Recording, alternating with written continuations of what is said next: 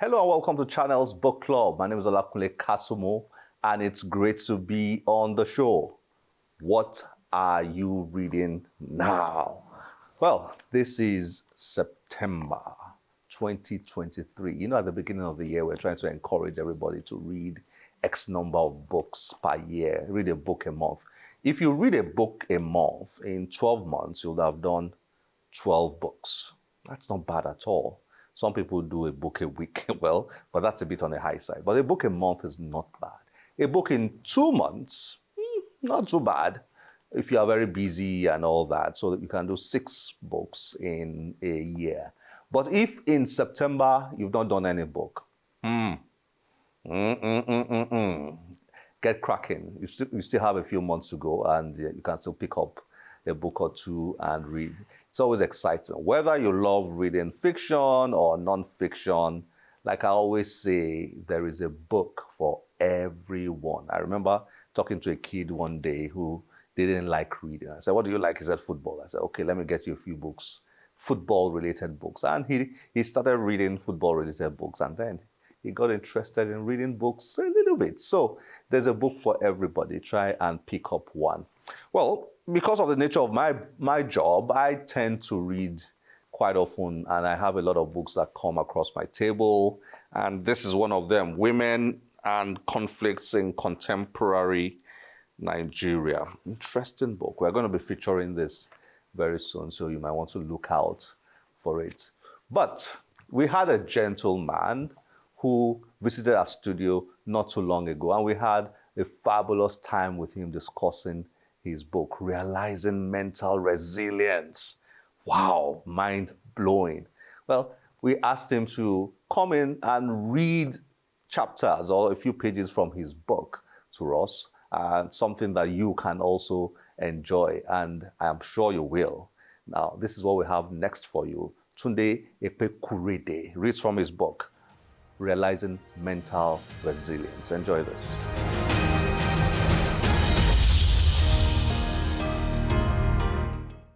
My name is Tunde Ekpekurede, and the book in my hand is called or titled Realizing Mental Resilience, Unleashing Individual and Team Potentials. Now, I'm a trainer and I'm a coach, and I've been in this business for over 12 years. Some years ago, in the course of my work, I found out that man, or life as we created it, we are living in a prison.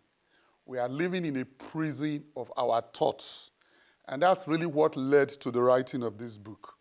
The intention of this book is to free the reader, and really to free humanity, as many as they will come across this book, from the prison that they are living in, from the reality that they have created that has imprisoned them. Now, as human beings, one of the things that this book sets out to show us is that all the experiences we have of life, we are the one creating it. We are the one creating these experiences, but we are unaware that we are the ones creating it. So, my boss tells me, look at your big nose. And I say, that's insulting. And I feel insulted. But a little girl of 3 years says, look at your big nose. I just tell the girl, walk away. I said, you little kid, go away. And I don't feel insulted. Now, what's the difference? The words are the same. But the difference is that the words themselves do not convey any pain. In themselves, they do not convey any meaning. Now, when the words are spoken to me, I have to interpret it. All human beings in this world are interpreters. We interpret circumstances. We interpret them and we say, this one is good, this one is bad. This person made me feel like this. No, nobody can ever make you feel the way you don't feel. Nobody can ever make you feel the way you feel now that you are ascribing to him. You have to interpret. So one of the things this book begins to show us is that we are the chief meaning officers of our lives. So I will just read from chapter 1.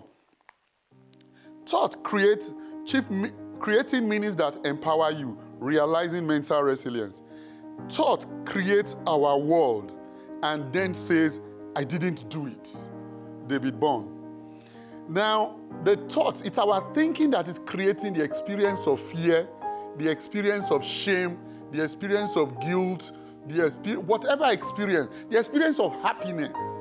Now, one of the things that this book begins to draw our attention to is that we can order our lives the way we want it. We can create whatever kind of experience that we want.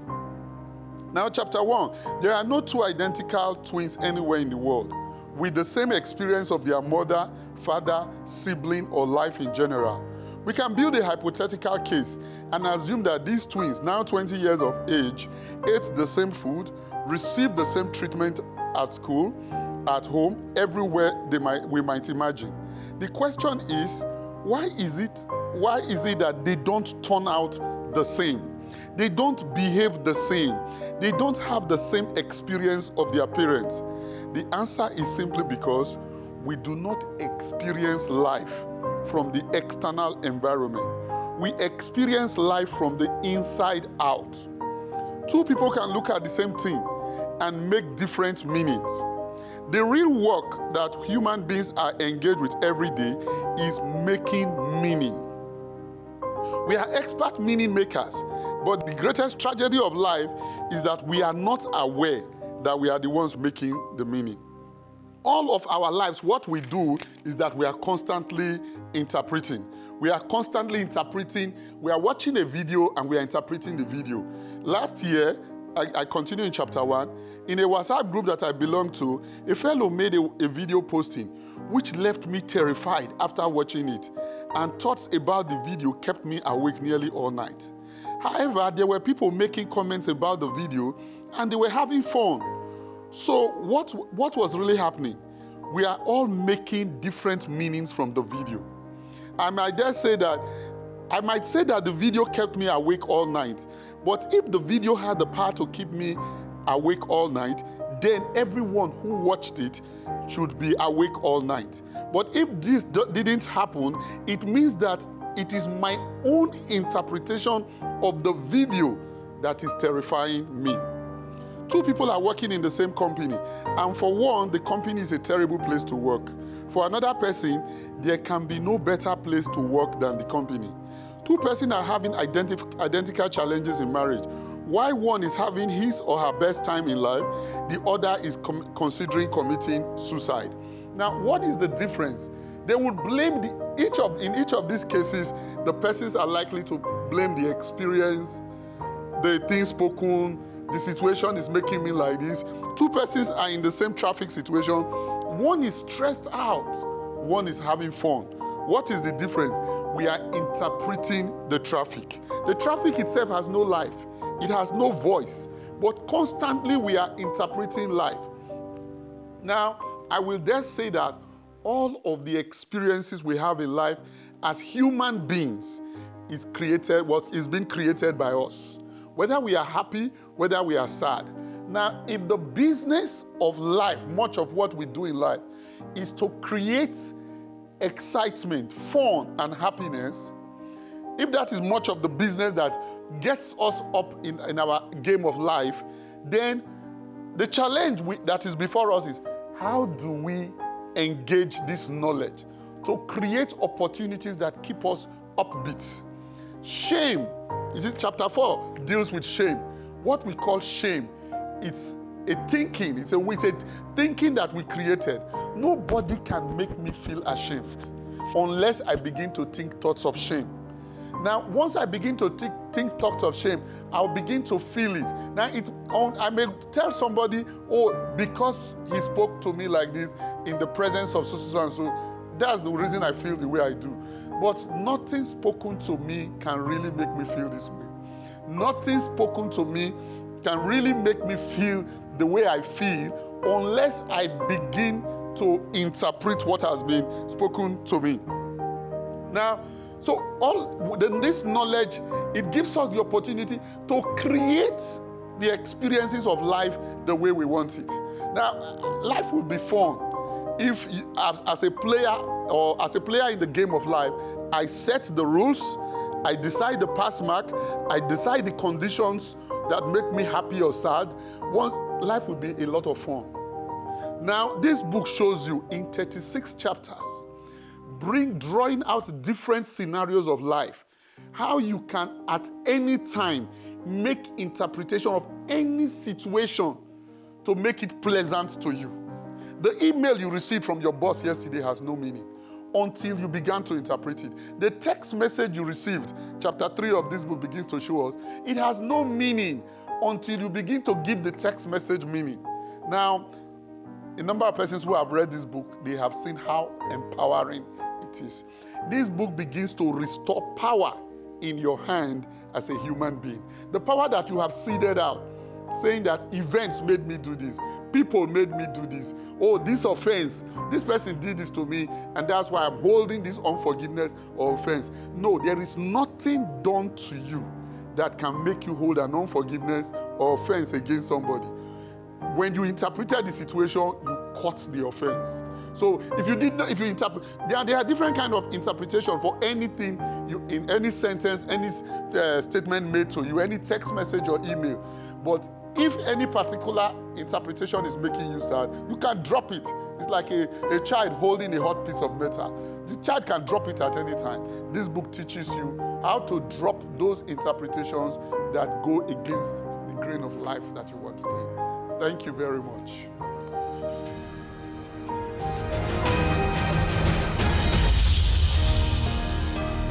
Trust me, that's a book you want to pick up and read. Don't we need mental resilience right now, especially in this country? We sure do. But in life generally, mental resilience is essential. We just keep running into obstacles and barriers and challenges and problems. But those are the things that make us better, make us stronger, and make us the kinds of people that can encourage and inspire, others. Up next, NLNG and the Nigeria Prize for Literature. Now, that's the biggest prize in Africa, undoubtedly. $100,000 for the winner. And NLNG has been sponsoring this for many years now. Kudos to them. It's great to see a corporate organization funding an intellectual competition.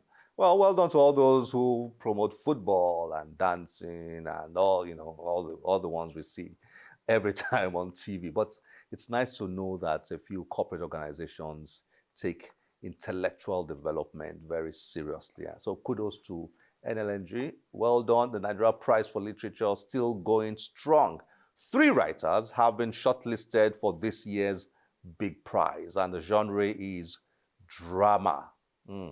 Have you met those 3 writers? Let's get to meet with them and also the 3 books that are up for the big one.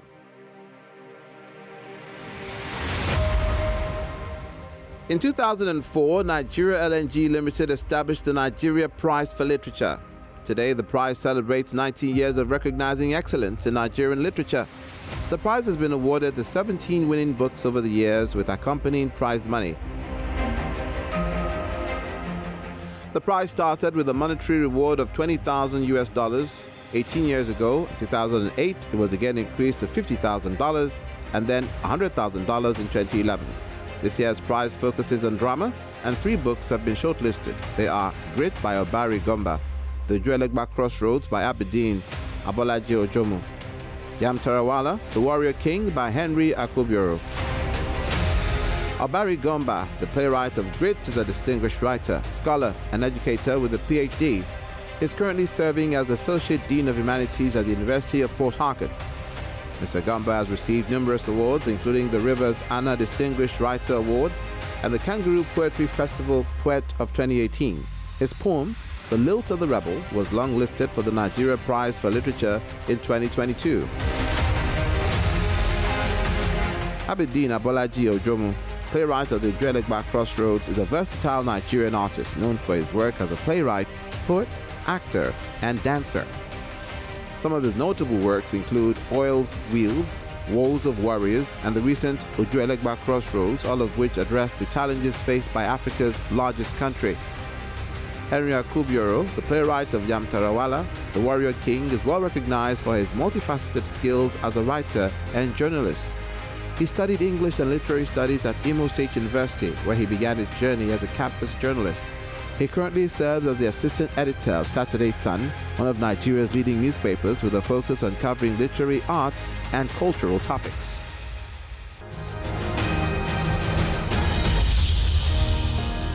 Welcome back.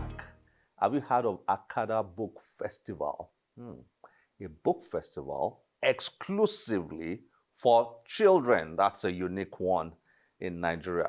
There are a number of book festivals, not too many. We have book festivals in Nigeria, and at this time of the year is when they start popping up. I get people who ask me, where are the book festivals and the book fairs? I always tell them, wait until after September. From September down, you start seeing them popping up. And you have the big ones, of course. And then there is Akada Book Festival, which is entirely focused on children. And it was fun this year. We were there. Enjoy this.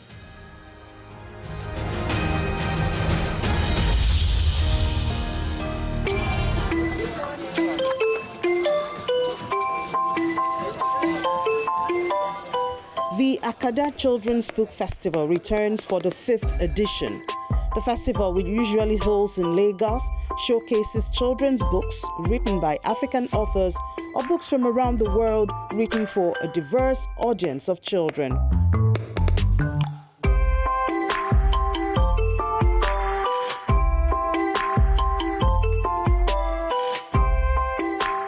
Although this year's edition comes with a new theme, Through the Pages, it is no different from the previous editions, as children, alongside their parents, guardians, and teachers, confirm their registration for onboarding.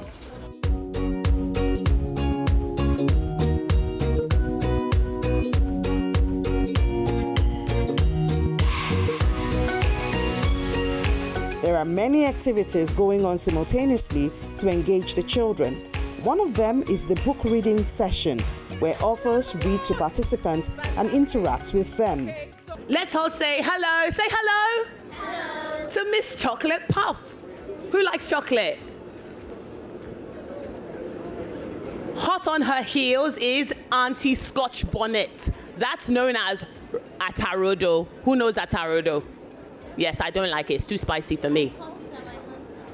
My hands were burning, and then I put it in my eye. Careful, she's spicy is the usual chorus. Now, always in a rush, it's Sprinkle Puff. Quick, grab a bite before she takes off. Who likes sprinkles? I love sprinkles. I love sprinkles. So Toby paints a giant red flower with a green stalk and yellow seeds. You can take your work of her art home with you, says the instructor. By the way, we have sip and paint here today. And I think there's face painting and arts and crafts and STEM as well that you can do. Thank you, says Toby.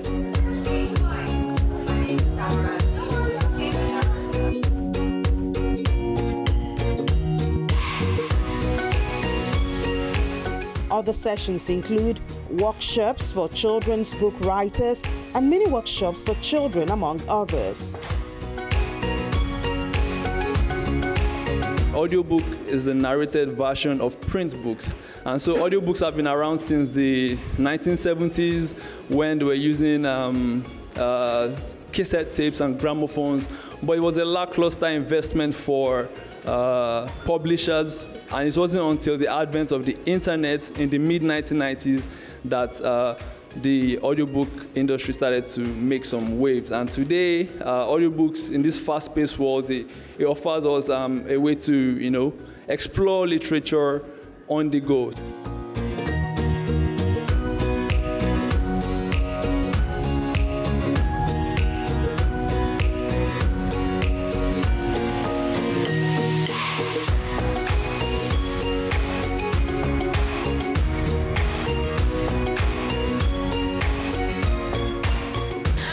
Could you tell me a little bit about the book, Matilda? The book is a fictional book And the main character's name is Matilda, and she's very extraordinary. She reads a lot of books and then she gets a superpower. Meanwhile, her parents discourages her from reading the books. Then she meets a very heartwarming teacher named Miss Honey. And the story starts from there. Miss Honey is very kind and believes Matilda can achieve many things in life. In the end of the book, Miss Honey later adopts Matilda, and it's a very happy ending. You have a very shiny book over there. Can you raise it for everyone to see? It's pretty shiny. I like the design of the cover. What book is that? Harry Potter and the Philosopher's Stone. Oh, I think everyone. Who knows Harry Potter here? Let me see. I think a lot of people know Harry Potter. All right, could you tell me about your book, Harry Potter and the Philosopher's Stone? The Harry Potter and the Philosopher's Stone is a thrilling story about a boy named Harry Potter. He lived with his uncle and aunt and their son Dudley for 11 years of his life. They mistreated him so much that he hated them. He was traumatized. They forced him to live in the cupboard below the stairs. What? Sometimes, one day, when it was Dudley's birthday, the woman that usually takes care of Harry while they are away, Mrs. Figs, broke her leg. Oh no! So they had to take Harry along.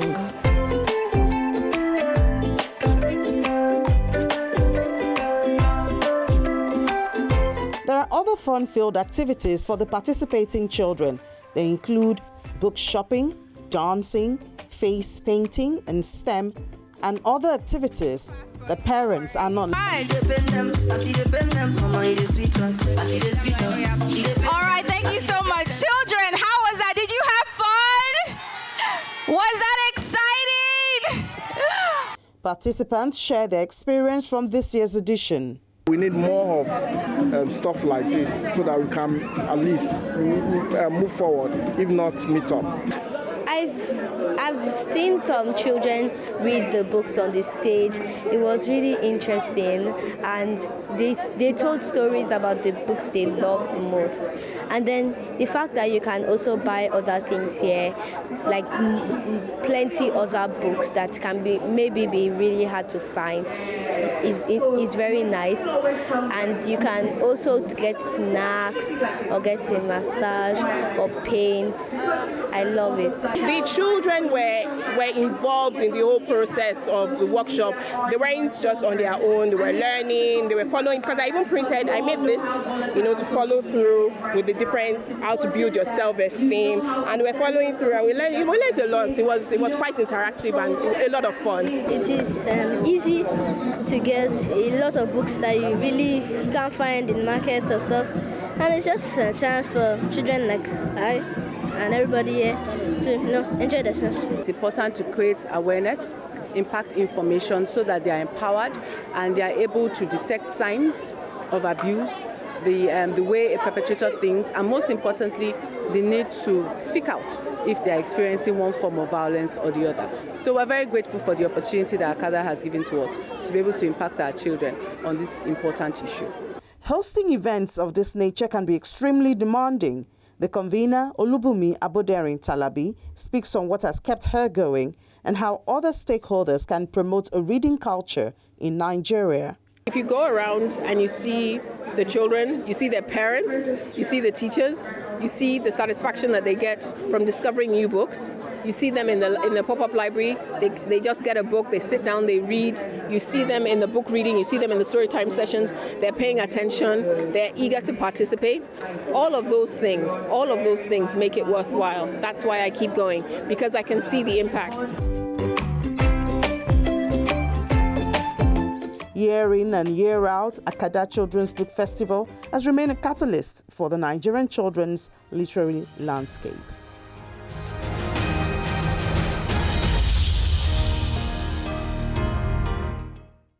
We certainly need more of those for kids around the country, north, south, east, and west. Imagine if we have those all over the country, kids getting together and they're being inspired to read books, and their creativity and interest in literature being stirred up all over the country. Wow, that will be great, fabulous.